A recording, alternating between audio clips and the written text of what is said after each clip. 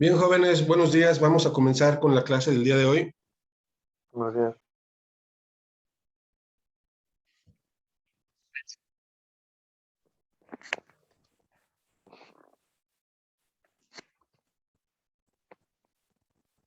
Bien, pues un gusto saludarlos, saludarlas. Por ahí estábamos platicando la clase pasada sobre la cuestión de las etapas procesales en materia del proceso penal, pero también en lo que respecta al sistema penitenciario. Y hablábamos de situaciones como la etapa de investigación, la etapa intermedia, la etapa de juicio, que es las etapas dentro del proceso, todo lo que se tiene que pasar en este modelo acusatorio adversarial, en lo que respecta a una etapa de investigación, desde que hay una detención, hay una flagrancia, una detención en flagrancia, mejor dicho, la presentación de una denuncia o una querella, que es prácticamente como podemos llevar a cabo el inicio de el posible ejercicio de la acción penal, hasta que esas actuaciones policíacas del Ministerio Público y que la integración de una excelente carpeta de investigación o idónea carpeta de investigación, pues va a ser lo fundamental para que el Ministerio Público pueda solicitar audiencia inicial y ejercer acción penal ante un juez de control, que ante el juez de control pues es cuando se dice formalmente que inicia el proceso penal. Ese juez de control va a llevar a cabo audiencias o se van a llevar a cabo audiencias como el control de la detención, como una formulación de imputación, como una vinculación a proceso, una medida cautelar y el plazo del cierre complementario para que termine en la fecha estipulada del plazo del cierre, la etapa intermedia, y el Ministerio Público podrá verificar al cierre si ejerce la acción penal de la acusación, si se abstiene, más bien si aplica un sobreseimiento o da una prórroga o solicita una prórroga más. Asimismo, toda esa etapa intermedia que es el ofrecimiento y admisión de pruebas o medios de prueba, que es la etapa 2 en el proceso, pues es nada más el calificar pruebas, se abren debates para ver si las pruebas son pertinentes ante el juez de control, para después, si todo marcha en regla, se dicta un auto de apertura a juicio oral para pasar a la etapa 3, que ya es el desahogo probatorio, donde se van a desahogar todas las peritajes, todas las pruebas, todos los testimoniales, todas las documentales y materiales para convencer a un juzgador, que es un juez llamado Tribunal de Enjuiciamiento, para que dé su fallo si es condenatorio o absolutorio. Es decir, y se acabaría nuestro proceso con una audiencia de individualización de sanciones si es que sale el imputado o la persona detenida como culpable. Ahí en esa audiencia de individualización pues vamos a llevar a cabo la pena corporal en años y la reparación del daño que en este caso hubiese sido la idónea. Y ya todo lo demás se entrega la sentencia ante un juez de ejecución, que ya le tocará a este juez de ejecución realizar todo lo referente al sistema penitenciario, donde este sistema penitenciario llegará la persona que está sentenciada a, si es que le fue culpable del juicio procesado. En este caso se llevará a cabo pues una valoración inicial, una entrevista inicial con los personajes del comité técnico del sistema penitenciario para pues ver sus condiciones, ver sus facultades, hacer un criminodiagnóstico, como le llamamos, para ver la peligrosidad, en qué área lo vamos a clasificar, cuál es el plan de actividades que vamos a implementar de manera individual con cada persona, y llevar a cabo pues todo lo que es ese planteamiento del sistema penitenciario que llamamos precisamente el tratamiento penitenciario como tal dentro de lo que es la compurgación de la pena. Todos, independientemente del delito, tienen el derecho de estar bajo el tratamiento penitenciario como tal, desde los de alta peligrosidad hasta los de mínima. Todos tienen esa facultad y ese derecho de que se les aplique programas de tratamiento penitenciario. Ya los beneficios penitenciarios, como hemos comentado, solamente se aplican en ciertos requisitos, exceptuando la delincuencia organizada, la trata de personas y el secuestro. Pero durante todo esta dinámica del sistema penitenciario, mencionábamos que inclusive pues se pueden dar controversias diversas ante el juez de control, perdón, ante el juez de ejecución. Bueno, más bien en el sistema penitenciario, primero que nada, el interno, ya sea que esté bajo la prisión preventiva o ya sea que tenga una sentencia, puede tener ciertas controversias que debe dirimir de manera jerárquica, llamado también el principio de definitividad ante las instancias correspondientes, un procedimiento administrativo para poder solucionar cuando el interno tiene ciertas inconformidades, ciertas cuestiones ahí que están violentando sus derechos humanos, antes de acudir a un juez de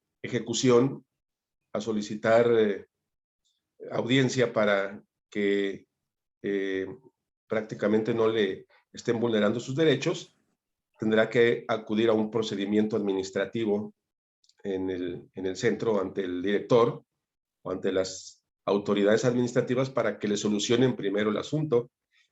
¿Qué tipo de asuntos? Obviamente ya lo habíamos comentado, ¿no? ¿Qué tipo de asuntos podremos dirimir ante una autoridad administrativa? Pues las visitas conyugales que no nos las permitiesen, las visitas familiares que estuviesen también ahí con problemas de accesos a nuestros familiares o a los familiares de las personas, los alimentos, malos tratos, una clasificación donde no debiésemos o no debiese de ir la persona, en fin, todo lo que te puedes imaginar que son situaciones que se pueden dar. Entonces, todo eso lo comentábamos la clase pasada, ¿no? Junto con los beneficios preliberacionales que también son importantes siempre que el sujeto en cuestión podrá, según sus características, según los requisitos cumplidos, podrá solicitar un beneficio como la libertad anticipada o la libertad condicionada. Pero ahí nos habíamos quedado para platicar de los casos de Rosario Robles y Emilio Lozoya y el caso Mario Aburto, que son tres casos pues realmente interesantes desde el punto de vista tanto jurídico, tanto del punto de vista político, pero también dentro del punto de vista de del sistema penitenciario como tal, porque son tres personajes que, como lo comentaba yo en la clase anterior, pues iba a llevar a cabo la audiencia de Emilio Lozoya. Yo les comentaba el sábado pasado que en la semana se iba a llevar a cabo una audiencia de Emilio Lozoya para verificar si le modificaban la medida cautelar del brazalete electrónico hacia la prisión preventiva, esto a petición de la parte acusadora, que es la Fiscalía, que es la Unidad de Inteligencia Financiera y que es el mismo Pemex que acusan a Lozoya. Y dicho y hecho, ¿no? Como boca de buen profeta que tenemos, pues decíamos que posiblemente sí se le diera la prisión preventiva a Emilio Lozoya, y precisamente en esta semana que se llevó la audiencia, pues se le dio la prisión preventiva, se le modificó la medida cautelar por situaciones que ahorita vamos a comentar. Caso Aburto, caso Robles, caso Lozoya, son tres casos mediáticos, obviamente el de Aburto muy antiguo, que hasta me sorprendió que cuando yo hice el comentario de Mario Aburto, solamente 2 personas tenían conocimiento de quién era o quién es Mario Aburto. Es un caso tan antiguo que obviamente a veces pasa desapercibido, ¿no? Pero que se actualizó en estos días también porque el caso Mario Aburto toma otra vez una importancia debido a que puede ser, se le puede implementar un beneficio preliberacional, como es la libertad condicionada, sobre todo porque el presidente de la República pues está muy interesado en que se le pueda inclusive aplicar algún beneficio penitenciario para que pueda participar o hablar de lo que realmente es su verdad. Entonces es un caso también muy, muy interesante. Y vamos a empezar con el caso de Rosario Robles. Tenemos conectados aquí a varias personas ya. Y sí me gustaría que me platicara. Vamos a comenzar con Bruno. Adelante, ¿qué nos puede comentar? Buenos días, Bruno, sobre el caso Rosario Robles. ¿Qué investigó? Buenos días, profe.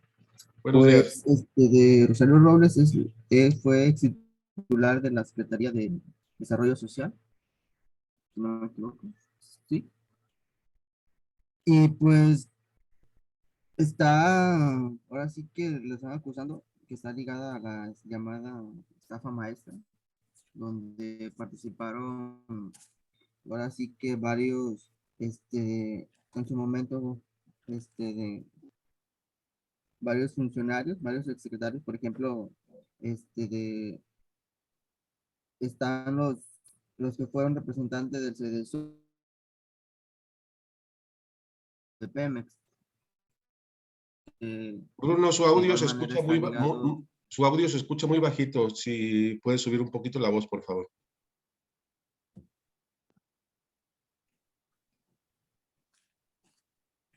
¿Se escucha, profe? No, es que es todo el volumen. Ok, nomás hable un ¿Sí, poquito más fuerte. Sí se escucha, pero muy, muy bajito. ¿Sí se escucha? Sí, adelante. Ah, bueno. Sí, como le comentaba, pues que está ligada a la estafa maestra, se desviaron en su momento cuando participaron en el sexenio de Enrique Peña Nieto, de muchos millones de pesos, muchos millones, y bueno, pues hay varios exfuncionarios que están ligados a ello,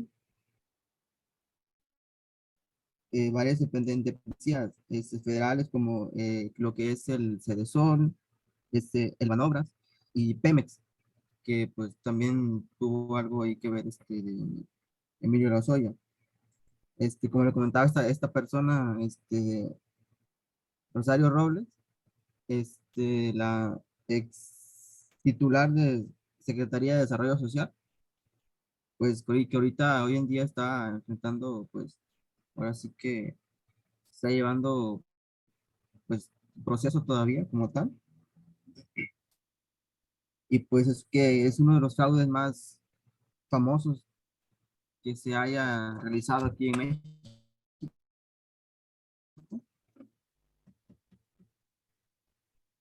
Es lo que investigué, profe. Ok, excelente, muy bien. Efectivamente, bueno, el caso de Rosario Robles es interesante debido a que nos encontramos en la etapa intermedia, ya próximamente a la apertura del juicio, pero dentro de lo que es este caso que ya pasó por toda una etapa de investigación, en donde se le acusa precisamente de lo que está comentando Bruno, la estafa maestra, ella como secretaria de la Cedesol, en la cual desde esta secretaría, en el sexenio de Peña Nieto, esta Cedesol, que es la encargada, era la supuesta encargada, porque ya desapareció como tal Cedesol y quedó una secretaría en el nuevo gobierno llamada la Secretaría del Bienestar. Esta Cedesol era la encargada de pues, combatir la pobreza, combatir la marginación, combatir lo que es la desigualdad, con el presupuesto de la federación asignado para esta secretaría, para que estuviese implementando realmente programas de apoyo a las familias, a comunidades marginadas y desprotegidas, pero realmente pues fue toda una simulación, ¿no? Como siempre ha sido, nada más que ahora sí fue más descarado, que no se implementó ningún programa dentro de la Sedesol en el gobierno de Peña Nieto, donde la encargada era precisamente Rosario Robles, sino que fue pura simulación para crear una maquinaria de ingeniería fiscal y contable para desviar el dinero hacia las arcas de los bolsillos de los funcionarios. Es decir, se les entregó el dinero para aplicar los programas, pero realmente nunca llegaron al destino, sino que crearon empresas fantasmas, crearon inclusive proveedores fantasmas que supuestamente iban a implementar los programas y nunca lo hicieron, porque todo se fue, como bien sabemos, a el bolsillo de los poderosos. Entonces la encargada era Rosario Robles, la encargada y la responsable de todo ese dinero asignado, pues era Rosario Robles.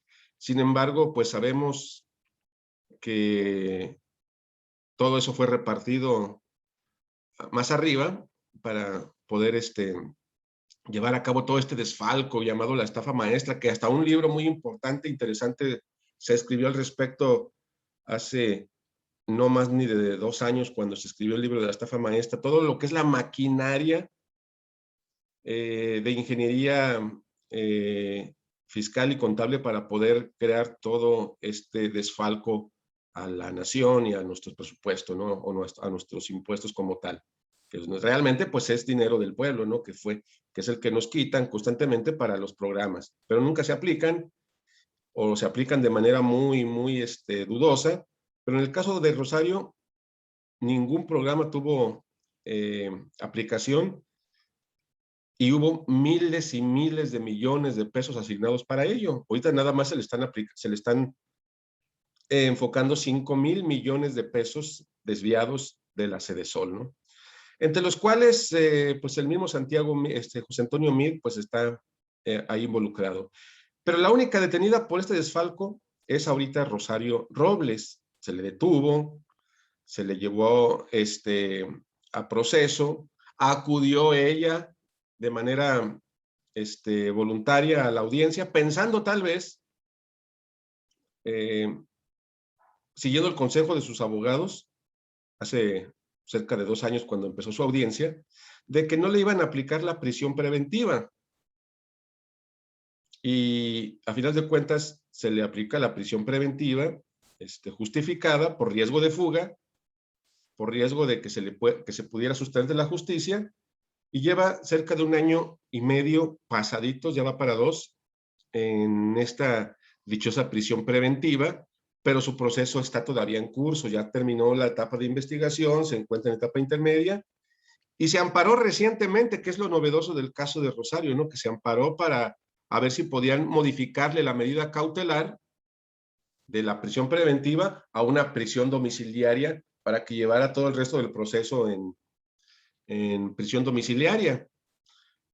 Metió un amparo, obviamente, y fue aceptado el amparo para que el juzgador, que está conociendo el asunto, verificara la medida cautelar y si era posible cambiarla. Es decir, el amparo fue devolutivo, no fue de resolutivo. ¿Qué significa esto? Que el juzgador de amparo no emitió sentencia, sino que le dijo al juzgador que volviera a analizar, que hiciera otra audiencia y que analizara la medida cautelar para ver si era posible que la cambiara. Es decir, no se aventó, como decimos coloquialmente, el tiro el juez de amparo para modificarla él mismo, sino que le dijo, ¿sabes qué? Juez de control, tienes razón en la quejosa, la parte quejosa, checa de nueva cuenta la medida cautelar y, y verifica si la puedes cambiar. O sea, le dejó otra vez la bronca al juez de control. Se llevó a cabo recientemente la audiencia, si pudiste realizar una investigación actual, que no tiene ni 2 semanas, de esa audiencia de Rosario Robles, donde todo el mundo pensábamos que se iba a aplicar la medida cautelar de la prisión domiciliaria, es decir, que la iban a modificar. Pero para sorpresa, el juez de control la convalidó y dijo, sigues en prisión preventiva y durante todo lo que es el trámite del proceso hasta su sentencia como tal. Y obviamente, pues la inconformidad de Rosario Robles, de su hija, de los abogados, que pues argumentan ellos que debiese de existir un trato parejo en relación con el caso de Emilio Lozoya, que él sí está muy libre, estaba muy libre, eh, campantemente, comiendo en restaurantes de lujo, bajo lo que es una medida cautelar de brazalete electrónico, mientras se lleva a cabo su proceso, y bajo lo que es un criterio de oportunidad, que el Rosario Robles no ha aceptado, no ha querido, y que están todas las condiciones legales y está en su derecho de entrar al criterio de oportunidad, de los cuales hablábamos en la clase pasada, de los beneficios que tiene el sistema. Criterios de oportunidad, procedimientos abreviados, la suspensión condicional del proceso, acuerdos reparatorios. Rosario Robles no quiso entrar al criterio, todavía tiene oportunidad hasta antes de que se dicte auto de apertura a juicio oral, sin embargo, no quiso. A cambio de Emilio Lozoya, que sí lo aceptó, pero ahorita vamos a hablar un poquito de esto, ¿no? Caso Rosario Robles está en prisión preventiva. Desde que una persona entra a prisión preventiva, que ojo, hay una diferencia abismal entre prisión preventiva y sentenciado.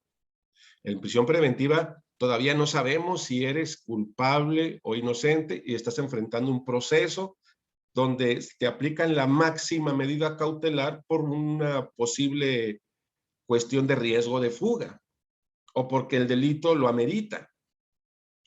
Entonces, desde que entra Rosario Robles, pues se le aplica un plan de actividades.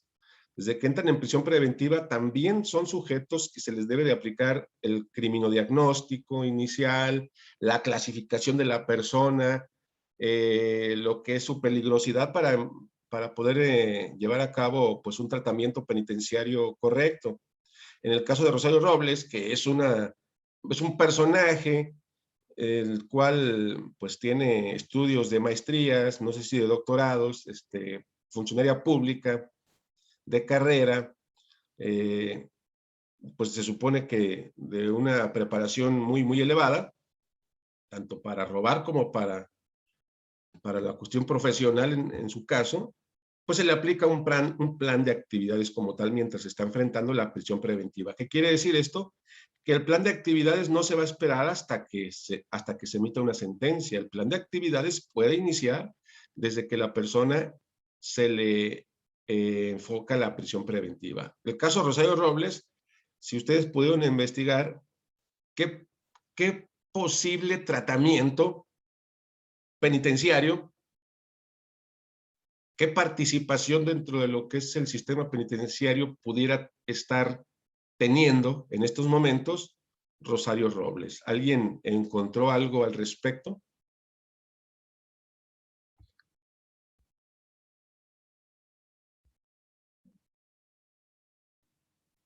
¿Nadie?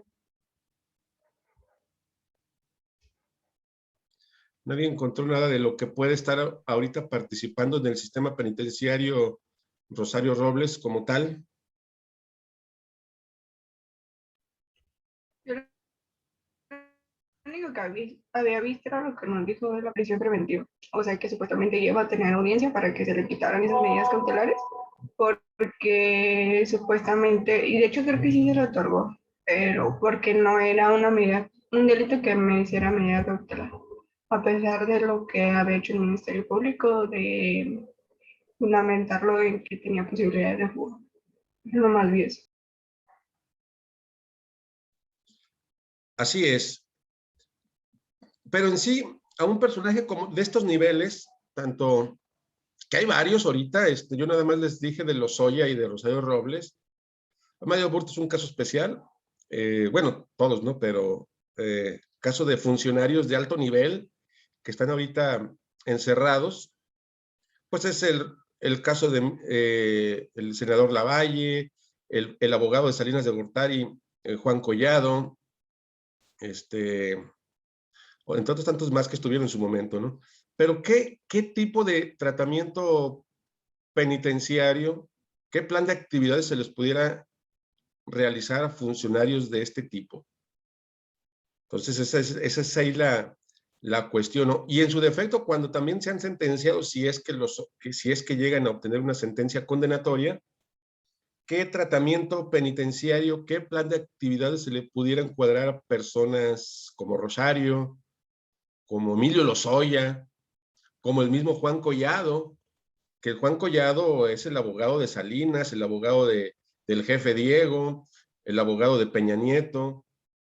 Es todo un personaje que se sabe de todas el sistema mexicano en el aspecto jurídico. Es una persona que obviamente tiene pues una capacidad posiblemente intelectual muy elevada, pero que han utilizado esa sapiencia obviamente para enriquecerse y para enriquecer a sus clientes como tal, ¿no? Encontrar los caminos y las lagunas jurídicas para poder hacer fortunas estratosféricas. ¿Qué tipo de tratamientos?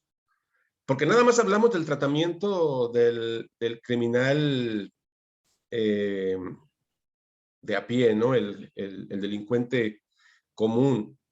Ah, sí, el que se droga, el que mató, el que violó, el que es. Pero ¿qué tipo de tratamiento, si te has puesto a pensar, pudieran enfocarse a personalidades criminales de cuello blanco? Porque no dejan de ser criminales de cuello blanco, ¿eh? Y que afecta más, si te pones a pensar, este tipo de hechos del desfalco, de la corrupción realizada por este tipo de personajes que el que pudiera robar 5,000 o 10,000 pesos. Estamos hablando de personajes que por su nivel de conocimiento y por sus funciones que tuvieron en su momento, saquearon por miles y miles de millones de pesos. Mientras una persona que a lo mejor roba 5, 10,000, 15,000, 20,000, que no es justificable, obviamente, se le aplica todo un peso de la ley, ¿no? Y vemos ahí lo referente al denominado tratamiento penitenciario y en su defecto el postpenitenciario. ¿Qué tipo? Pero la pregunta es esa, vuelvo al punto. ¿Qué tipo de tratamientos pudiéramos enfocarle si tú fueras el criminólogo en cuestión en turno, digo, haciendo el ejercicio mental, y te dijeran, a ver Yolanda, a ver Zaira, a ver Bruno, a ver Francia, a ver Adrián, ¿qué más tenemos conectados aquí? Yarim, Jessica, Nisi, Luis, Oscar, Antonio, vas a ir a entrevistar ahorita a Rosario Robles, ve ahí a su celda o llévala al lugar indicado para la entrevista y hazle un plan, hazle un criminodiagnóstico. Realízale un criminodiagnóstico para que enfoque su personalidad, su historial de vida, su grado de peligrosidad, su capacidad intelectual, para que puedas realizar un proyecto de plan de actividades para Rosario Robles. Y ahí tienes que ir tú a platicar con ella, entrevistarla, que se ha hecho, obviamente, supongo que lo han hecho, para ver qué tipo de proyectos o de programas puede entrar Rosario Robles mientras está ahorita en prisión preventiva. Si en su momento llega a salir libre, ya sea porque le puedan modificar la medida cautelar o ya sea porque en sentencia obtiene libertad, pues se acabó. Pero el plan de actividades inicia desde que la persona entra, ya sea bajo prisión preventiva o ya sea porque fue sentenciado. Entonces, ese es el punto que es importante aquí resaltarlo. Pero ese ejercicio mental es interesante. ¿Qué podemos enfocarle de programas de actividades a esta persona? ¿Más estudios? ¿Deportes tal vez? ¿Clases de moralidad? ¿Clases de valores? ¿Clases de ética profesional? Pregunta ahí que podemos dejar al aire, ¿no? Adelante, Francia. Las últimas tres que usted comentó de profesión o ética profesional, de moral y de valores, porque lo que yo encontré como un antecedente de ella es que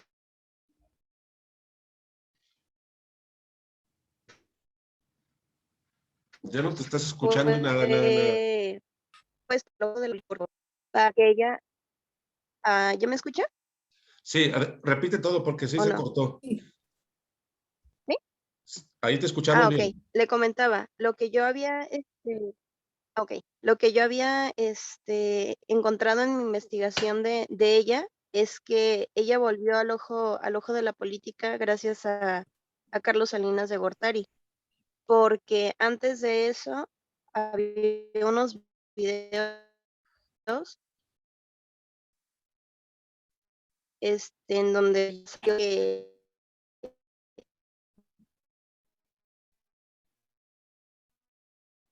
que su poder político pues decayera al grado de, pero para las, las la vida que ella llevaba, que era como tan lujosa y tan de élite, pues sí cayó a la pobreza. Cuando ya entró al gobierno Enrique Peña Nieto, Carlos Salinas le dijo, ¿sabes qué? Esta persona, bla, bla, bla, ella nos puede ayudar en esto, esto y esto, agárrala como tu equipo, y de esa manera fue que volvió otra vez al ojo de la política. Pero básicamente ella, la condición que puso para poder estar en el equipo de Peña Nieto era que pues le aseguraran su futuro económicamente, porque no quería volver a ser pobre, no quería volver a pasar por esa situación que había pasado y había sufrido durante tantos años. Entonces, pues con eso cerraron como que el trato con ella, y fue la manera en la que ella tomó el cargo de la secretaria de la Sede Sol. De la Sede Sol. Y y pues yo creo que, ajá, y yo creo que por eso necesitaría, pues si está tan estudiada, más bien volver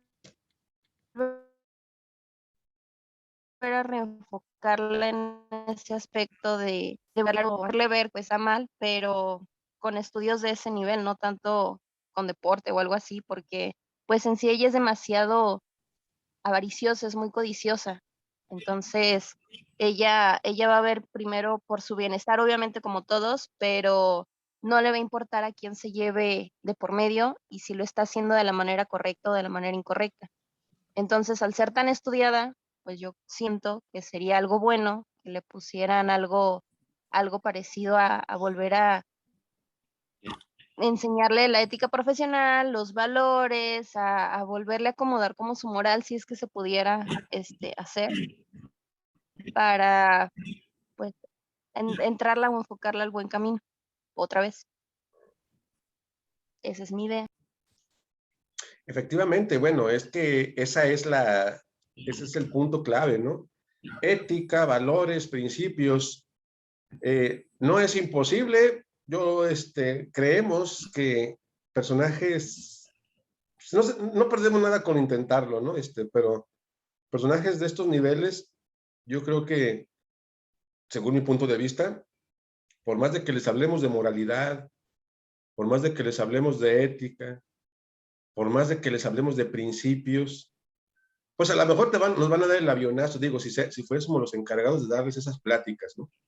Y te van a decir siempre, sí, estoy de acuerdo, sí, estoy de acuerdo. Y por acá, por debajo del agua, en cuanto salga, pues sigo en lo mismo, porque, digo, hay excepciones, ¿no? Habrá quien pudiera decir, no, estoy arrepentidísima de veras, sé que hice mal, sé que desfalqué el erario de la nación, sé que los pobres los volví más pobres, pero ya quiero ser buena otra vez.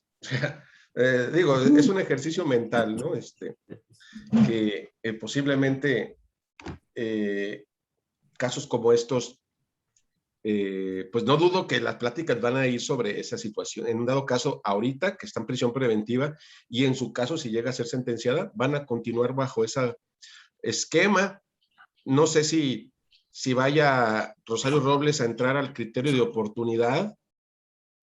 Tiene ya el tiempo muy contado. Está en sus últimos meses, sus últimas semanas, donde debe de decidir si se acoge al principio de oportunidad o al criterio de oportunidad, o se arriesga a irse a juicio.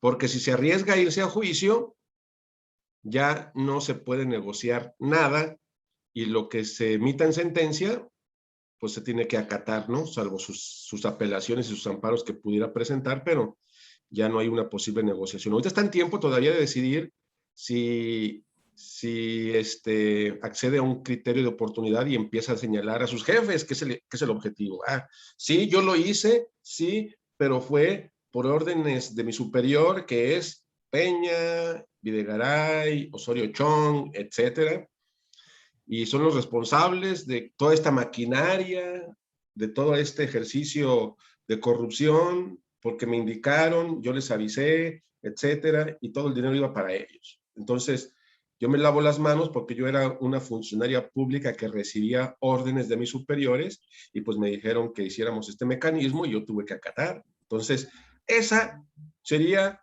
el denominado criterio de oportunidad que se pudiera enfocar Rocío Robles para que pudiera este beneficio que tiene el proceso penal, decirle, ok, tienes las evidencias de eso que estás comentando, tienes documentos, tienes algún video, tienes testigos, tu testimonio vale para poder abrir una carpeta de investigación contra estos personajes y yo, fiscalía, te voy a dar un beneficio que puede ser pues tu libertad, brazalete electrónico mientras llevas tu proceso y posiblemente inclusive hasta alcances tu libertad como tal en sentencia, si es que tus pruebas son lo bastante sustanciosas para poder capturar y llevar a cabo un proceso de estos personajes superiores jerárquicamente en el servicio público. Esa sería una de las herramientas legales que tiene Rosario Robles, acogerse al criterio de oportunidad. Sin embargo, no lo ha querido hacer, ya sea por amenazas, ya sea por miedo, ya sea por temor, o ya sea porque es muy leal a Peña y a Videgaray. Entonces, está ahorita ya en la cuenta regresiva porque próximamente ya está para dictarse el auto de apertura a juicio oral y dictado ese auto de apertura a juicio, por más de que quiera ya someterse al criterio de oportunidad o a un procedimiento abreviado, ya no se va a poder. Entonces ahorita está en la cuerda floja, ¿no? En el caso de Emilio Lozoya, jóvenes, pues otro caso interesante, ¿no? Otro caso bastante digno de comentar, debido a que esta semana se llevó a cabo su audiencia, se llevó a cabo la audiencia de Emilio Lozoya. ¿Qué puede comentarnos al respecto sobre su investigación de Lozoya? Zaira, adelante.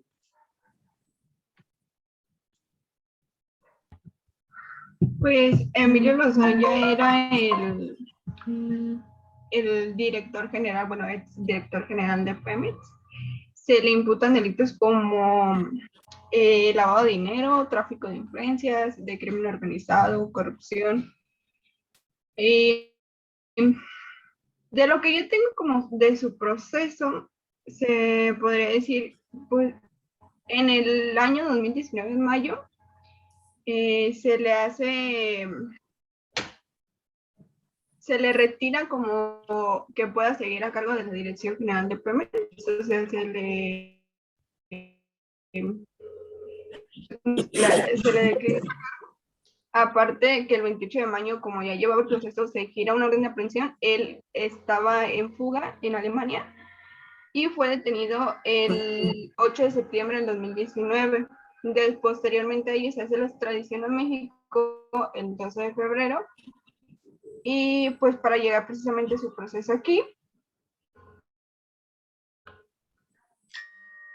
Y se le aplican medidas cautelares como la prisión, que no, más bien, es que tiene una medida, una controversia porque él creo que se le hace como el grillete electrónico, algo así que se está monitoreando.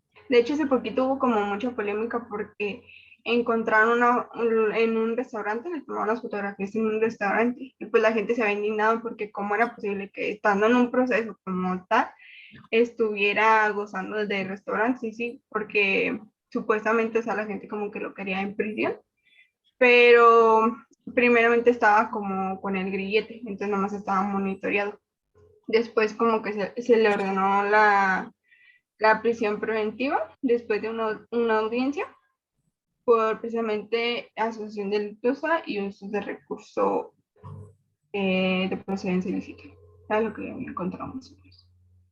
Excelente, muy bien. ¿Alguien más se quiere agregar algo sobre el caso de Emilio Lozoya?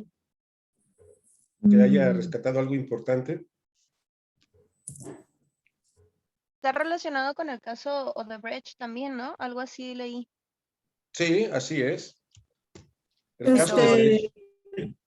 Adelante. Recibió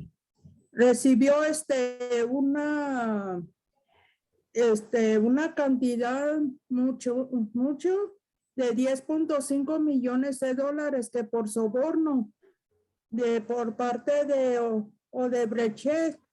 Y dice, también encontré que hizo como compra de una planta millonaria que le costó bastante y la compró. Y también le dicen que también hizo como varios desvíos por sobornos. Pagó por sobornos millonarios. Es lo que yo encontré de Emilio Lozoya. Pero en el caso de... Entonces, que fue de su extradición, estaba en España y entonces aceptó la extradición a cambio de antes de asumir el cargo de asuntos internacionales. Eso fue lo que yo encontré. Excelente, muy bien. ¿Alguien iba a agregar algo? Yo le iba a decir que en el caso creo que de Odebrecht, algo así, realmente no se encontraron como pruebas documentales porque se afirma que fue como su propia firma, pero no se encontraron supuestamente pruebas documentales que afirmaran como eso. Por eso no se le estaba siguiendo por ese caso, pero no sé qué tan cierto sea. Excelente. Caso Lozoya, jóvenes, muy bien. Pues es otro caso de como de tantos funcionarios que hay en México corruptos. Tampoco lo vamos a negar, ¿no? Pero a diferencia de ahorita que estaba comentándonos Francia un poquito de la cuestión de Rosario Robles, con el caso Lozoya, si podemos hacer un análisis de personalidad biográfica, Rosario Robles, que viene sido de cuna humilde, Rosario Robles que en base al esfuerzo, en base a su dedicación, que en un principio pugnaba por una ideología política de izquierda más que de derecha, y que llegó el momento dado en que la compraron, la compró los políticos como Salinas, como Peña Nieto y el sistema de poder elitista, y la encausaron para que perteneciera a sus filas. Es decir, viene de Rosario Robles de cuna humilde. Y obviamente, como bien decían sus compañeras, pues esa misma ambición que se le fue notoriamente presentando las oportunidades para enriquecerse, después de ser pues una persona muy humilde, creo que digno de señalar, como bien decía sus compañeras, y que llega la oportunidad de tener dinero, de hacer un desfalco, gracias a sus posiciones en los puestos correspondientes, a costa precisamente de los intereses de la nación, es decir, de nuestros propios intereses, ¿no? En el caso de Lozoya, pues es un personaje de cuna de oro. ¿Qué quiere decir esto? Es un personaje de la élite clasista mexicana.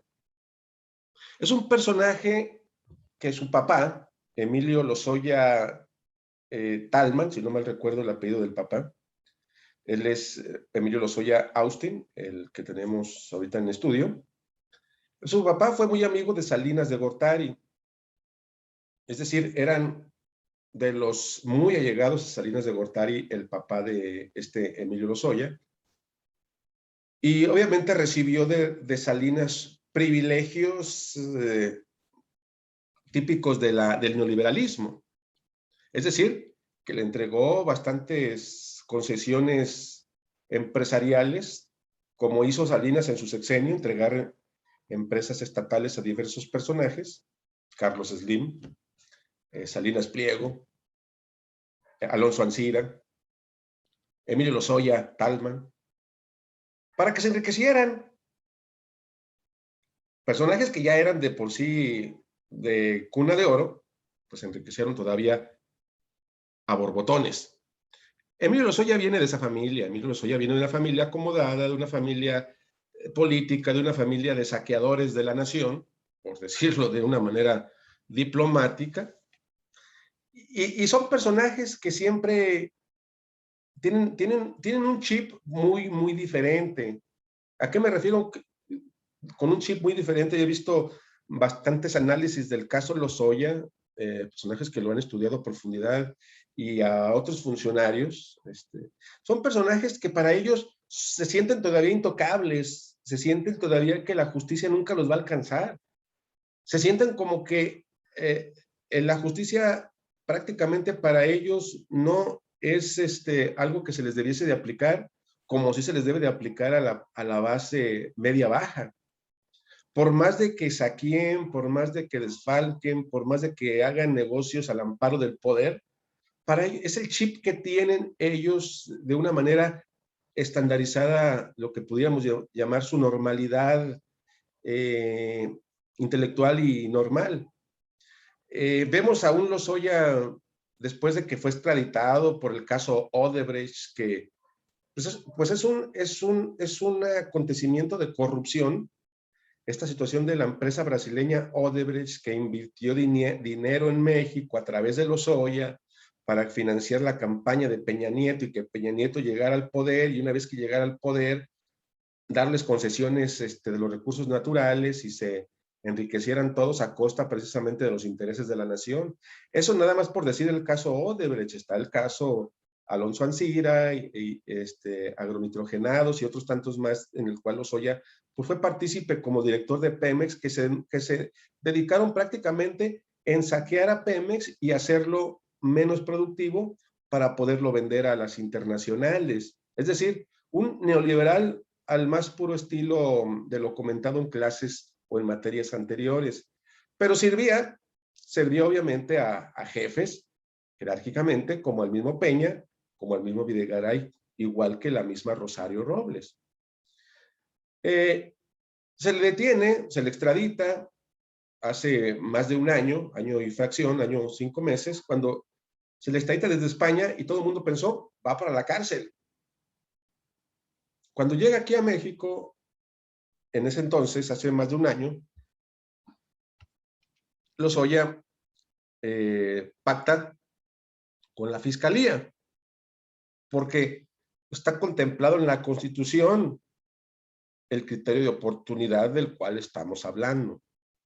Está contemplado en la Constitución que si el detenido, el presunto sospechoso de un delito X, de una organización criminal común o de delincuencia organizada o delincuencia de cuello blanco, como es el caso, pueden negociar con la Fiscalía bajo el criterio de oportunidad, convirtiéndose en testigo colaborador, testigo protegido, dando información para que caigan personalidades arriba de él jerárquicamente. Es el mismo caso de Lozoya como el de Rosario Robles. Cantas, tus jefes te lo ordenaron, cómo estuvo la estrategia de la maquinaria de todo de desfalco, de los moches otorgados en el Senado y en la Cámara de Diputados para que todos votaran a favor de la reforma energética que tanto daño ha hecho al país desde el 2013 a la fecha. Cuéntanos todo, tienes pruebas, vas a aportar pruebas que van a caer personajes arriba de ti. Dijo, sí, yo tengo y se los voy a entregar. Es decir, Lozoya sí se acogió al criterio de oportunidad, pero muy fiel a su estilo, muy fiel a sus abogados también que lo aconsejaron y que llevan ahí la estrategia, Dijeron, pues diles que sí, y veles dando rebanadita por rebanadita a la fiscalía. Ahí mariátelos para que se acabe el sexenio, ver la posibilidad de que llegue uno de los nuestros y darle carpetazo porque eres inocente. O sea, esa es la estrategia realmente, hablando en plata pura, ¿no? Darles rebanaditas, que se acabe el sexenio, ver la posibilidad de que gane uno de los nuestros o pactar con el que llegue, y después de todo un merjurje jurídico, decir, pues todo era falso y Lozoya, Robles, Collado, Lavalle, Ancira son inocentes. Esa es una estrategia, ¿no? Entonces, se acogió el criterio de oportunidad y ha estado entregando pruebas muy tenues. No lo metieron desde un principio, ese fue el error garrafal de la fiscalía. Desde un principio se tenía que haber ejercido, creemos nosotros como abogados y coincidimos con muchos, que desde un principio debió de haberse implementado la prisión preventiva, y una vez que estuviese en la prisión preventiva, que él ya cuando sintiera el rigor de la cárcel, hablando de lo que significa estar en la cárcel psicológicamente, pues empezara a decir, ¿saben qué? Pues ahí les van pruebas. No lo hizo la fiscalía hace 1 año y medio. Lo trató como príncipe, lo trató como lo que ellos se sienten realmente, los intocables. Bueno, yo prometo darles pruebas de Videgaray, pruebas de Peña, pruebas de Salinas, pruebas de Anaya, pruebas de Mid, pruebas de todos. Tengo videos, tengo facturas, tengo testigos, tengo evidencias, y se las voy dando poco a poco, nada más déjenme conseguirlas y no me apliquen la prisión preventiva, apliquen otra medida. Ok, te damos el brazalete electrónico. Se llevó el acuerdo con el juez de control, y Lozoya estaba muy campante durante 1 año y medio, entregándoles una prueba por allá, otra por acá, sin todavía vincular a los peces gordos. El único detenido ahorita es Lavalle, el senador Lavalle, el panista, y la investigación que está abierta contra Anaya. Pero no estuvo entregando pruebas de peso considerable, sino que cada que se llegaba a la audiencia para que las otorgara decía, espérenme otros 2 meses. Si llegaba a la audiencia, espérenme otros 2 meses porque las estoy consiguiendo. Y así se la estaba llevando muy campante. Hasta que hace 1 mes, como bien dice nuestra compañera Zaira, lo encuentran a Lozoya muy campante en un restaurante de la Ciudad de México, un restaurante de lujo, comiendo ahí muy a todo dar, con algunas personas que lo acompañaban, a un personaje con la cual él tenía algún problema, como es la de reportera Lourdes Mendoza. Acudió, tomaron fotografías, las hicieron públicas, diciendo, miren, el personaje que supuestamente la fiscalía y el sistema mexicano está persiguiendo y lo tienen bajo un criterio de oportunidad, muy campante, quitado de la pena, comiendo como si estuviese todavía sin ninguna investigación al respecto. Y eso fue el acabose en cuestión mediática, donde pues todo el mundo se indignó, ¿no? Mira, los pactos de la fiscalía, el sistema, pues es pura mentira lo que dice el PG, es pura mentira lo que dice la fiscalía. Mira cómo tratan a los príncipes de la corrupción tradicional. Esto es puro pan y circo. Todo el mundo decía eso, ¿no? Cuando encontraron a Lozoya hace 1 mes aproximadamente, comiendo en el restaurante, que tampoco es ilegal, como decía el presidente en su momento, ¿no? Pues él está bajo el criterio de oportunidad con el brazalete electrónico, pero si es una inmoralidad, pues que está siendo investigado, está siendo llevando a cabo un proceso, se te está otorgando un beneficio, y tú, muy quitado de la pena, en vez de manejar un bajo perfil, pues te vas a restaurantes de lujo públicamente, casi como demostrando él, como dicen muchos analistas, casi como diciendo, miren, aquí estoy, y la justicia, como siempre, pues no son para nosotros. O sea, es un mensaje que prácticamente muy descarado de Lozoya, ¿no? La justicia no se aplica a nosotros, no es para nosotros.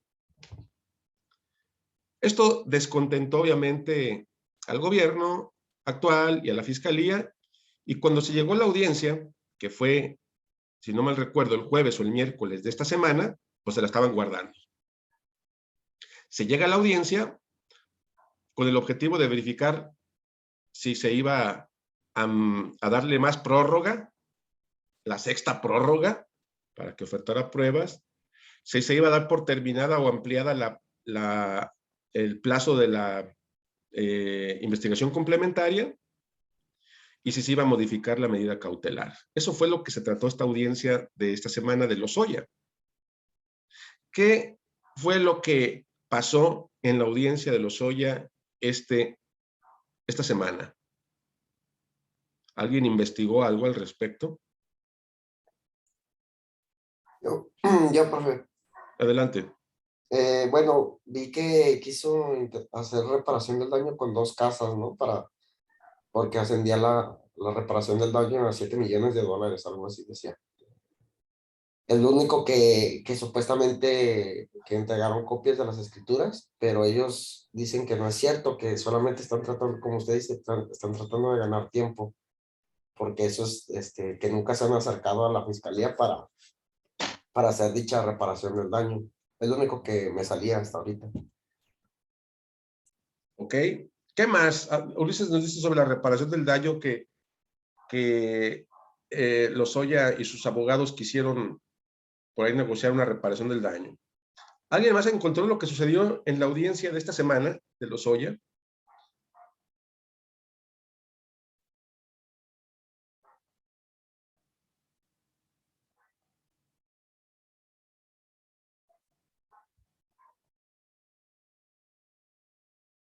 Bueno, en el caso de Lozoya, esta audiencia que se llevó a cabo,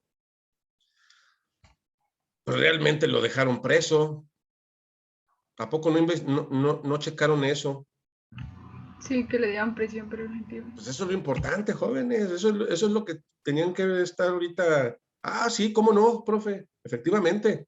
Esta semana se llevó a cabo su audiencia y el juez de control le quitó la medida cautelar del brazalete electrónico y lo dejó sujeto a prisión preventiva. Es decir, desde el jueves está ya durmiendo en el reclusorio norte Emilio Lozoya. Eso, jóvenes, muy bien, Lozaira, eso es. Digo, eso es lo que fue una noticia nacional. Yo creo que internacional, ¿no?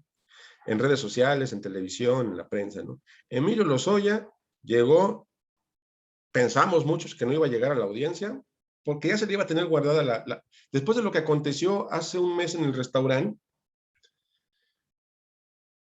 hubo la posibilidad de que el brazalete electrónico, para todo hay tecnología, ¿no? Pudo haberse escapado, llegó con sus abogados, se llevó la audiencia, duró desde las 9 de la mañana hasta las 4 de la tarde, esa audiencia ante el juez de control, se le dio la prórroga de un mes. Cuando dijeron a la una que se le iba a dar la prórroga de un mes más para que ofertara las pruebas contra Peña, contra Videgaray y contra los demás, dijimos, ya valió, le van a dar otro mes y va a seguir en libertad. El juez le otorgó un mes más, pero a las 2 horas que siguió la audiencia, lo sujetó al cambio de la medida cautelar.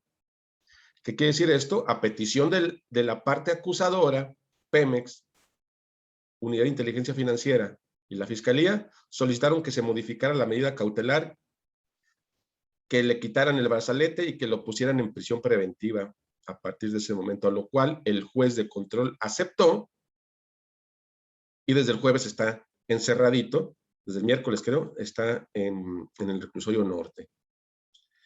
Ahora, es para que lleve a cabo todavía su proceso, pero bajo el criterio, sigue en el criterio de oportunidad, nada más con la modalidad de que ahora está en prisión preventiva. Está todavía en tiempo de ofrecer pruebas contra Peña, contra Videgaray y contra los que jerárquicamente están arriba de él, que lo orillaron y lo obligaron o le dijeron que tuviese que hacer estas cuestiones de Odebrecht, los desfalcos a Pemex, entre otras tantas cosas de corrupción que se hicieron y de lavado de dinero.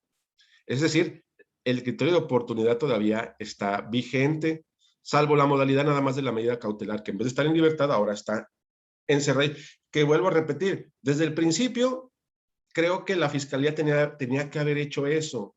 Desde el principio tenías que haber encerrado a Lozoya y que conforme fuese mostrando las pruebas, pues irle modificando la medida cautelar. Y no al revés, como sucedió. Te dejamos en libertad y sí, y apórtanos pruebas. Pues nunca aportó nada, nada sustancioso. Ahora que ya va a estar en prisión preventiva, que ya no va a cenar en el restaurante de lujo de la Ciudad de México, que ya le llevaron el mismo miércoles en la noche los nopalitos y los frijolitos y el atolito, pues ya no quiso. Según versiones de personajes allá adentro, ya ves que para todo se sabe y hay chisme adentro, que le llevaron su platillo como a todos los presos. Pues él no come frijoles, él no come nopales, él no come atolito, pues no quiso. Estaba ya vestido como un interno normal. Ya está observando lo que es el ambiente de un sistema penitenciario, a pesar de que está en prisión preventiva en el área de los que están en ingreso nada más, no es sentenciado. Pero ya está un personaje de la élite clasista, que de los que se sienten conociendo lo que es precisamente el rigor en términos jurídicos de un sistema penitenciario. Ahora, vuelvo al punto, como Rosario Robles. Si a alguno de ustedes le dijeran, ve y platica con Lozoya para que me le hagas un plan de actividades, porque desde que entras a prisión preventiva se te tiene que hacer un criminodiagnóstico. Vuelvo al punto. ¿Qué podemos hacer para reformar a un personaje como estos? Para decirles, no, todo lo que estás haciendo e hiciste es malo, porque atentas contra los intereses del pueblo, desfalcas a la nación, no es productivo para superar la pobreza, para superar la desigualdad social, para quitar la marginación. Todo eso que hicieron, lo que crean es nada más pues que se hagan más ricos unos pocos y más pobres a la base general del pueblo.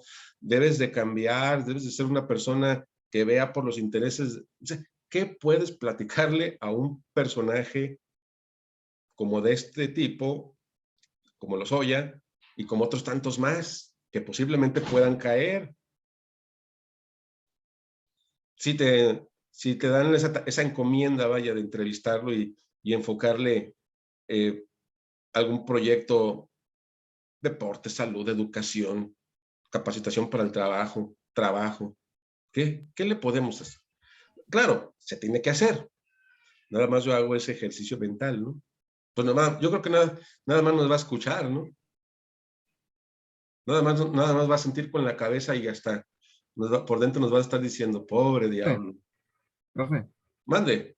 yo pienso que ese tipo de personajes, como usted lo comenta, o sea, si estuvieran en el poder, en lo más alto del poder, y pues yo creo que ni se les pasa por la mente o que alguien, o sea, además que alguien le diga, no, pues hay estas oportunidades de que, por ejemplo, pues, esas medidas, ¿no? Yo creo que, por ejemplo, usted bueno, que usted comentaba de que de una u otra forma, pues, aportar algo, ¿no? A la sociedad o algo así. Pero pues este tipo de personajes, pues, yo quiero pensar de que, pues, ni les interesa, ¿no? O sea, nada de eso. Son personas que pues están en su mundo y que pues de una u otra forma, pues ellos quieren evadir la justicia. Claro, o sea, siendo objetivos, ¿verdad? Siendo objetivos y no pesimistas, siendo realistas. Puede haber excepciones, claro. Podemos estar equivocados, claro. Podemos a lo mejor hacer entrar en razón a Lozoya. No digo que no, ¿verdad? pero siendo realistas, ¿no? Siendo realistas y objetivos. Son personajes que tienen un chip muy, muy diferente. Cuando tú les hablas de la igualdad, de que hicieron mal, pues ellos no creo que lo sientan así. Saben que pues utilizaron estrategias legales, jurídicas y políticas para enriquecerse, pero toda la vida se ha hecho. Entonces, ellos, yo creo que cuando están ahorita reflexionan de que cometieron errores y solamente están pensando en esos errores que se cometieron para no volverlos a cometer en un futuro, pero no para corregirse. Entonces, pues es muy interesante este caso de Lozoya, que también está en la cuerda floja ahora que está en prisión preventiva, que ya está durmiendo en el reclusorio, que ya tiene su cama de piedra con una colchoneta, que ya tiene su taza de baño ahí mismo sin tapadera y que está un custodio las 24 horas observándolo para que no se haga daño, pues yo creo que ya está sintiendo pues por lo menos un rigor penitenciario como tal, como cualquier otro interno. Y está en la cuerda floja por la cuestión de que o aportas pruebas, es decir, sigue el criterio de oportunidad, pero ahora vas a estar encerrado. Aporta pruebas, porque si no las aportas y no demuestras que hay gente arriba de ti que te ordenaron esto, este desfalco, pues te pueden dar nada más ni nada menos que de 20 a 60 años de cárcel. Entonces no creo que le convenga a Lozoya. Adelante, Yolanda. Sí. Porque al no aportar pruebas el tiempo que le dieron, la libertad, digamos, preventiva para aportar pruebas, y como no lo hizo, pues que está tratando de dar a entender que sí cometió los fraudes y que sí sí es culpable y lo van a sentenciar. Si en esta etapa intermedia no las presentan las pruebas que le están pidiendo, entonces sí, vas para adentro y varios años de prisión vas a estar ahí. Así es, entonces está ahorita en la disyuntiva de que las tiene que aportar, tiene que entregar a pruebas que involucren a sus jefes inmediatos, que por lo menos son ahorita Peña y Videgaray, y los demás que estuvieron involucrados, obviamente. Y si no, pues nos vamos a juicio y te pueden dar nada más, nada menos que entre 15 hasta 40, 50 años. Entonces, vamos a ver qué pasa con Lozoya, vamos a ver qué pasa con Rosario, que están ahorita ya los dos en prisión preventiva. Antes se quejaba Rosario, decía, es que no hay piso parejo, hay otros que están con el brazalete, ahora ya los dos están en igualdad de circunstancias, ¿no? Vamos a ver si siguen bajo el criterio de si Lozoya sigue en el criterio y si Rosario se acoge al criterio de oportunidad. Entonces, dos personajes de la clase política. Porque el otro, que es Mario Aburto, es un personaje que mató a Colosio, supuestamente mató a Colosio en el 94.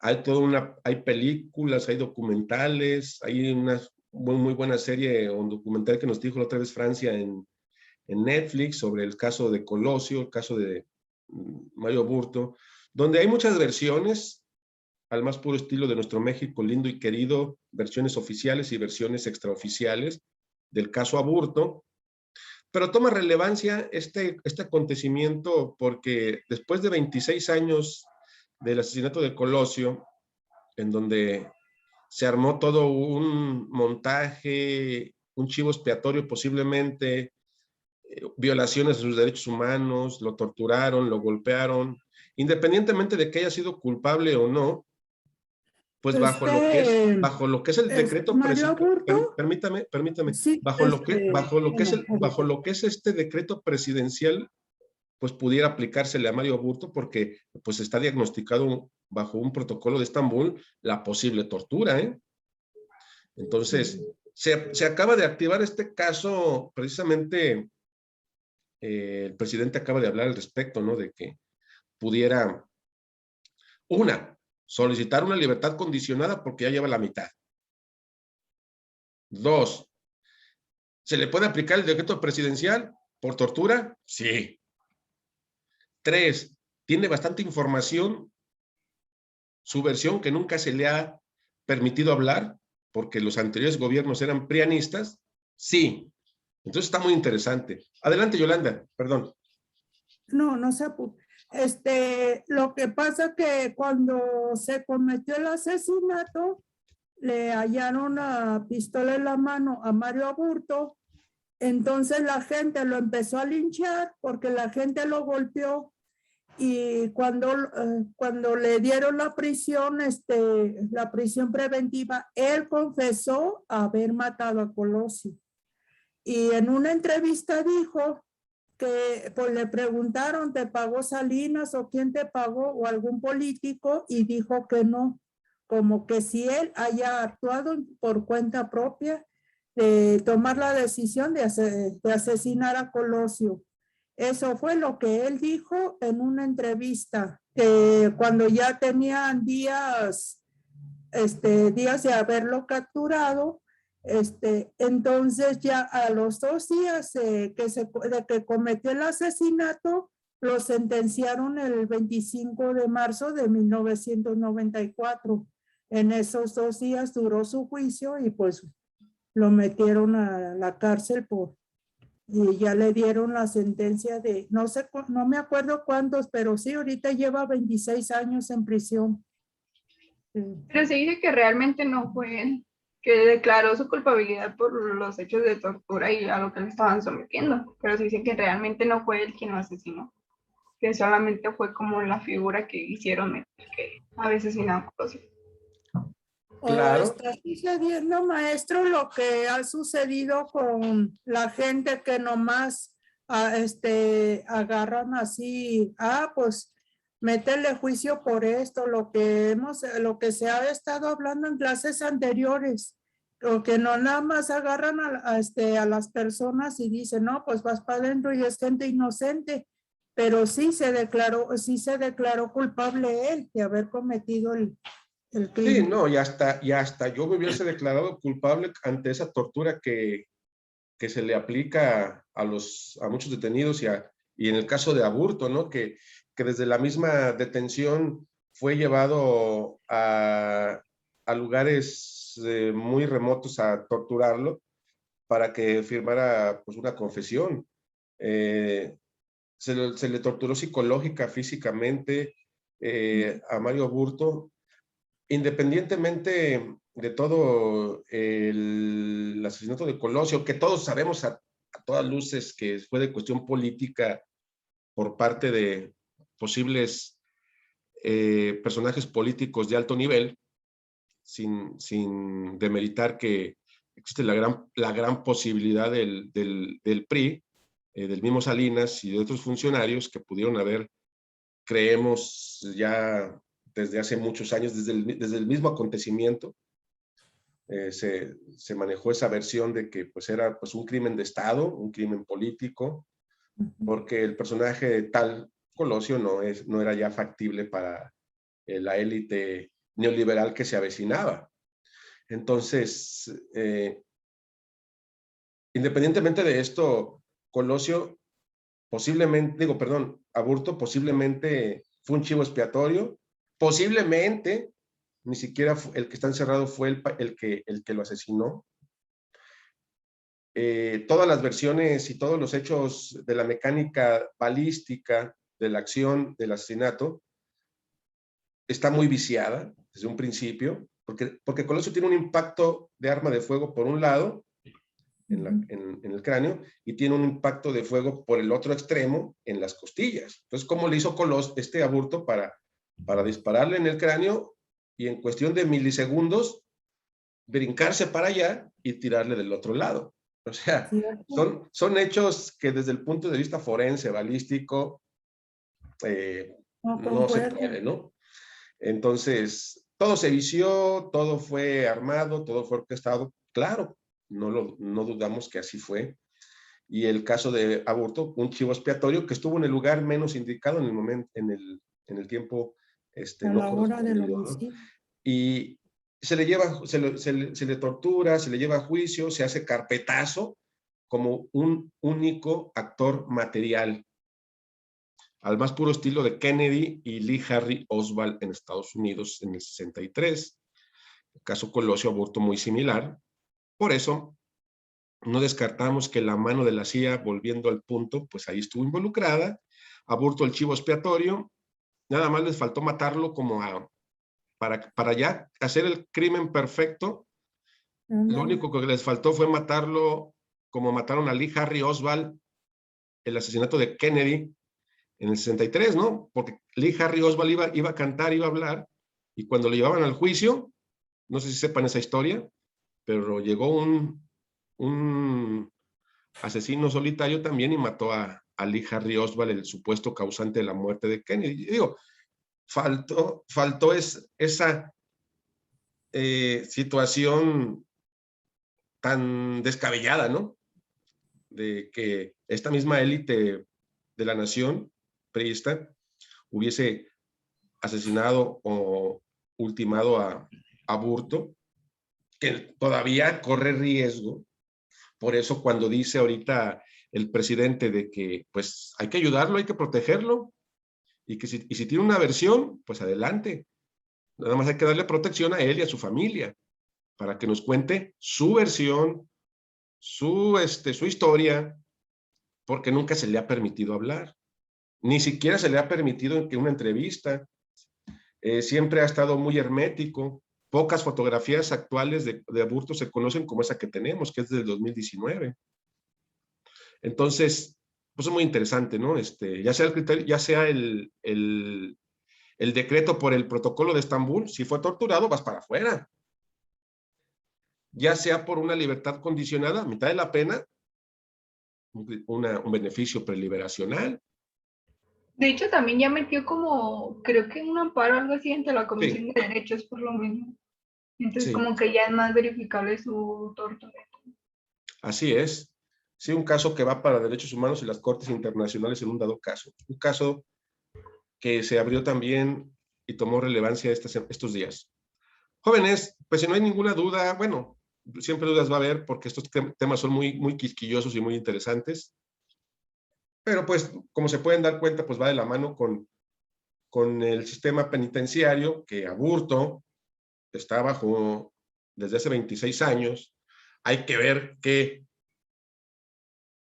programas preventivos, qué plan de actividades se le hicieron, qué hay, porque creo, qué bueno que me acordé, si alguien investigó bien de Aburto está estudiando Derecho, no sé si lo sabían. Y está Aburto dando clases de primaria a los reclusos. Y está dando clases de Y primaria, asesorando a los está reclusos. por terminar su licenciatura en Derecho, ha estado haciendo actividades internamente diversas.